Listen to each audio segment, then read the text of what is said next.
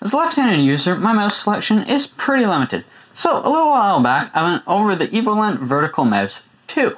While it was a great mouse and it solved some of my problems, it didn't solve them all.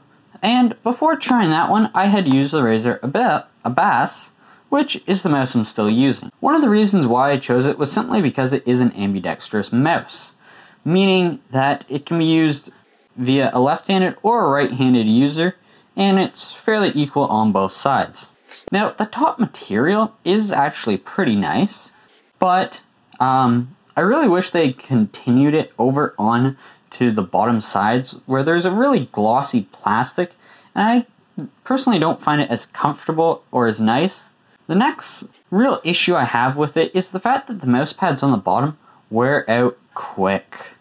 I don't use a mouse pad because I find it tracks fine on wood grain surfaces, so that might contribute to some of it, but even on a mouse pad, I feel it's going to wear out really quickly because I've had other mouses where I've used for 5+ years compared to less than a year, and the mouse pads on the ones I've used for 5 years last on the wooden surface. The clicks are nice, even and defined.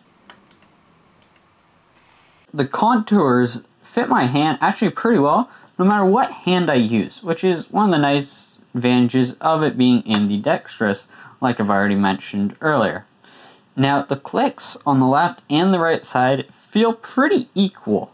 The scroll wheel has very defined clicks, yet when you're trying to move it, it moves fairly smoothly once you get going past a certain speed, and it feels almost free spinning, but like you notice some resistance, but there's barely any there. It's an entry-level mouse, so the DPI options are pretty limited, and you can't control anything about this mouse in the software.